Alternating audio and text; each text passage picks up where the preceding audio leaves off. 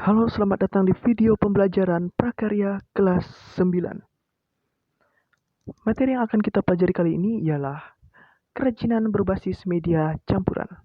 Sebelum kita memulai pembelajaran kita, marilah kita berdoa menurut agama dan kepercayaan kita masing-masing. Berdoa dipersilahkan.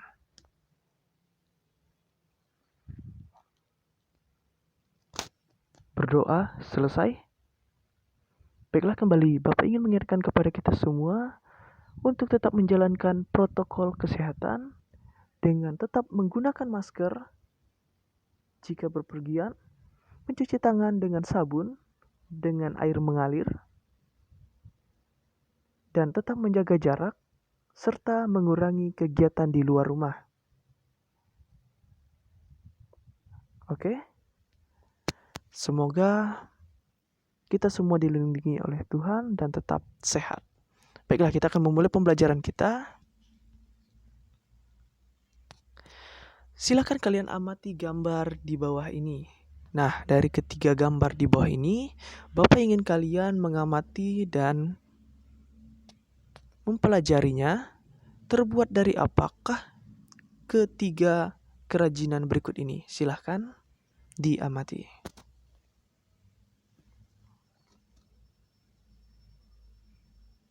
Oke, pasti ada dari antara kalian yang masih bingung dan belum paham terbuat dari apakah kerajinan di bawah ini atau ketiga kerajinan yang ada di foto ini. Nah, untuk mengetahui lebih tepatnya, mari kita pelajari materi kita yang pertama.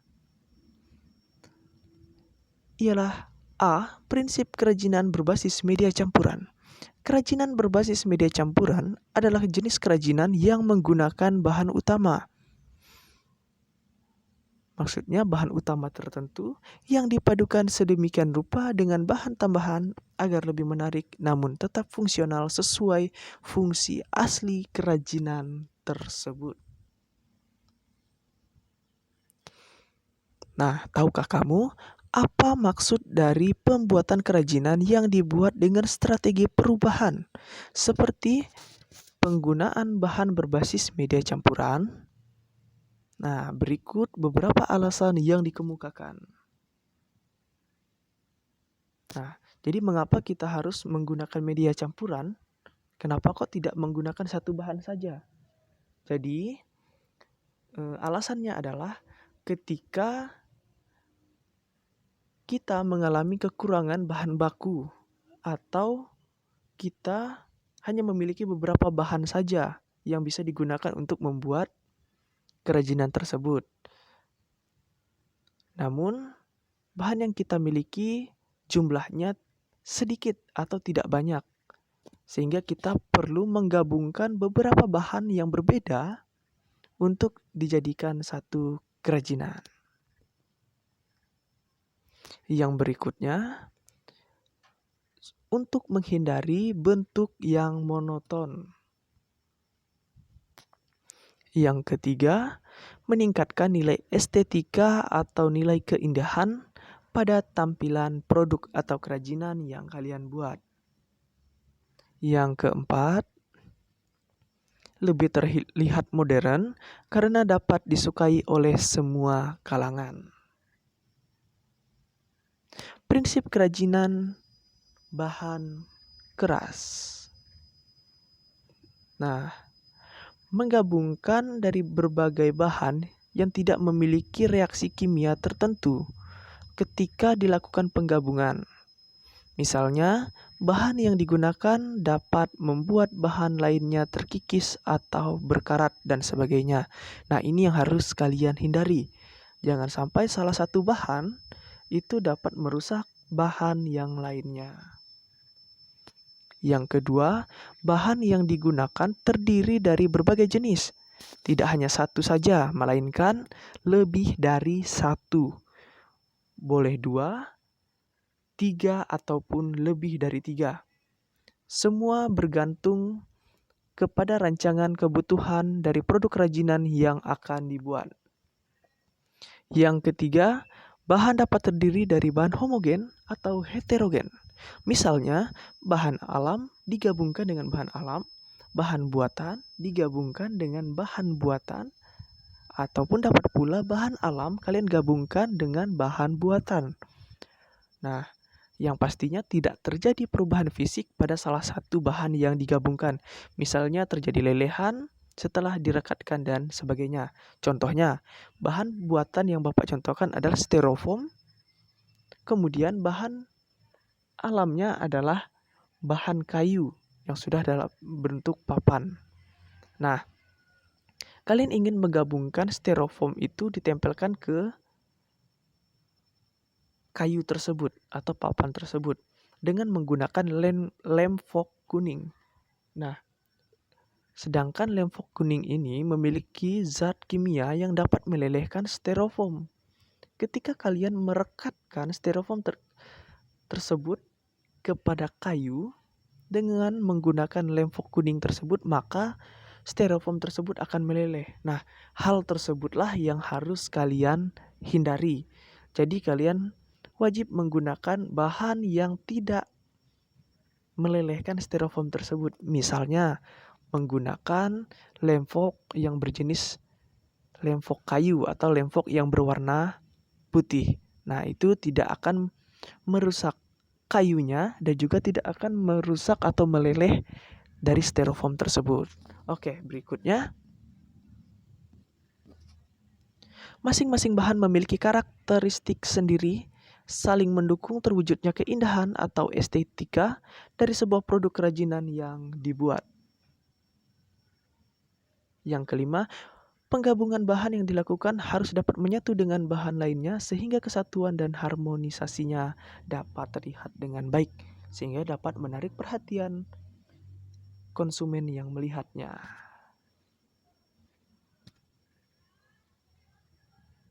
Beberapa petunjuk sebelum kamu melakukan perancangan produk atau membuat kerajinan tersebut agar tercipta bentuk produk kerajinan berbasis media campuran yang unik dan artistik. Yang pertama, menyederhanakan bentuk dengan mengurangi atau menambah bentuk produk kerajinan berbasis media campuran yang biasa disebut dengan stilasi. Nah, yang pertama, pesan eksplisit pada produk harus jelas, apakah sebagai produk fungsional atau sebagai produk hias. Yang kedua, pesan yang bersifat implisit pun harus diperhatikan, apakah produk kerajinan membawa pesan informatif atau prestige. Bahan yang tersedia, ini poin yang ketiga, Bapak ulangi, bahan yang tersedia sejak awal dapat menjadi modal awal perancangan produk kerajinan kalian, namun dapat pula bahan yang dibutuhkan disiapkan setelah perancangan. Yang keempat, produk kerajinan sebagai materi awal untuk dilakukan penyederhanaan. Bentuk harus disiapkan. Apakah bentuknya gambar ataupun bentuk secara langsung. Yang kelima, perhatikan penghematan bahan agar produksi dapat dilakukan sebanyak-banyaknya dengan berbagai bentuk dan rancangan. Contohnya, produk kerajinan berbasis media campuran yang digayakan sehingga menjadi lebih klasik. Oke, sekarang kalian lihat gambar ini. Kemudian gambar yang berikutnya. Ini adalah sebuah hasil karya yang sama, jenisnya namun berbeda bentuk dan bahan pembuatannya, serta fungsinya sudah berbeda juga. Nah, ini merupakan hiasan kepala penari Bali yang disederhanakan menjadi hiasan ruangan sekaligus kap lampu dengan menggunakan paduan bahan logam dan kayu, serta besi sebagai penyangga. Nah, kerajinan ini terbuat dari logam kuningan agar kuat dan diberi penyangga. Oke, biar lebih jelas, Pak akan berikan coretan. Nah, ini adalah bentuk yang asli. Sedangkan ini adalah yang sudah mengalami perubahan atau yang sudah dimodifikasi. Nah, jadi fungsi awalnya ini sebagai hiasan penari Bali. Jadi digunakan pada kepala seorang penari Bali saat sedang menari.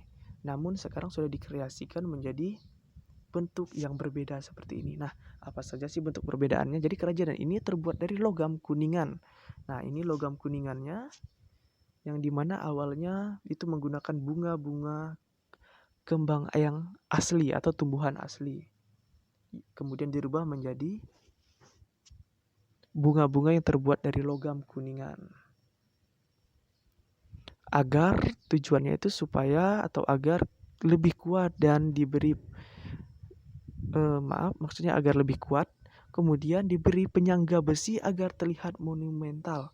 Nah, awalnya di sini tidak ada penyangga besi sama sekali di bagian ini, tidak ada. Namun pada gambar yang kedua ini sudah ada penyangga besinya supaya tampak lebih kokoh dan kuat. Kemudian agar terlihat monumental ditambahkan dengan kayu sebagai alas produk. Nah, jadi ini adalah alas produknya yang terbuat dari bahan kayu. Jadi ada logam kuningan, ada besi, ada bahan kayu. Jadi itu bahan-bahan yang digunakan atau yang digabungkan di dalam satu kerajinan ini. Nah, jadi proses pengayaan bentuk nampak pada bagian tiangnya atau tiang penyangga dan fungsinya. Selain sebagai hiasan, produk ini dapat dijadikan sebagai kap lampu atau lampu hias, bisa juga digunakan sebagai lampu tidur.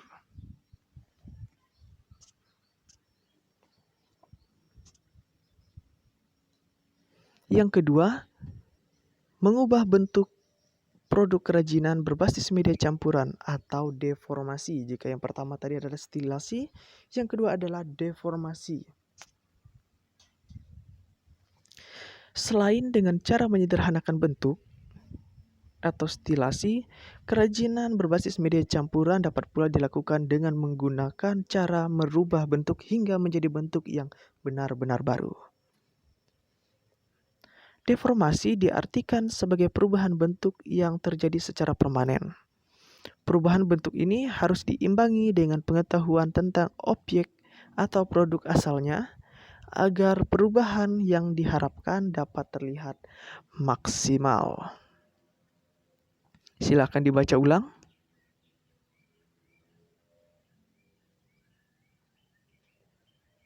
Oke. Baiklah, ini adalah contoh yang pertama.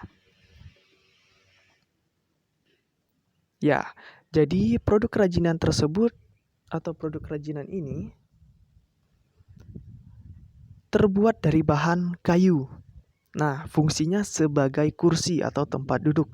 Tetapi bentuknya sudah dirubah sehingga tidak menyerupai kursi pada umumnya atau kursi sebenarnya yang kita tahu itu memiliki 4 kaki dan memiliki sandaran. Nah, tetapi di sini sudah dirubah bentuknya, kakinya menyesuaikan bentuk kayunya dan lain sebagainya, tidak memiliki sandaran, tetapi fungsinya tetap sebagai kursi tempat duduk. Oke, ini gambar berikutnya. Produk kerajinan berbasis media campuran ini ialah karya yang terbuat dari bahan keramik. Fungsinya sebagai mangkuk, tetapi bentuknya sudah diubah, terutama pada bagian dekorasi dalamnya, sehingga tidak maksimal berfungsi sebagai mangkuk. Walaupun tidak bisa maksimal digunakan sebagai mangkuk, namun kerajinan ini memiliki nilai estetika yang lebih tinggi. Jadi ada plus, ada minusnya. B. Jenis dan karakteristik kerajinan berbasis media campuran. Itu ada logam, batu, dan plastik. Oke, yang pertama logam. Logam banyak jenisnya seperti perak, emas, perunggu, besi, dan titanium. Batu juga terdiri dari batu permata atau batu mulia, dan juga ada batu akik. plastik. Plastik banyak jenisnya dan sering kita jumpai seperti botol, kantong plastik, gelas, perabot dapur, perabot rumah tangga, dan lainnya.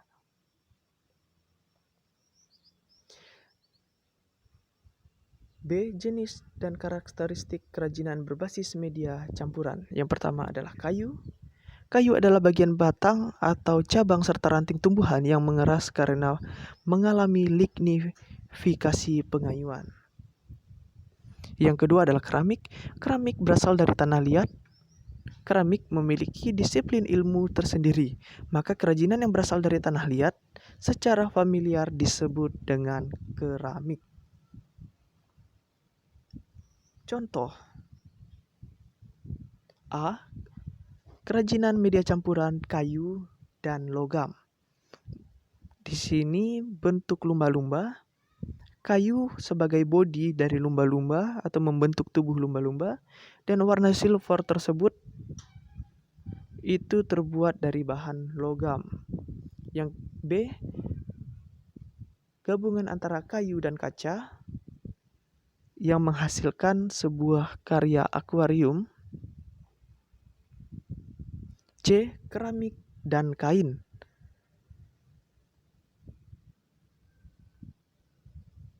Contoh berikutnya. D.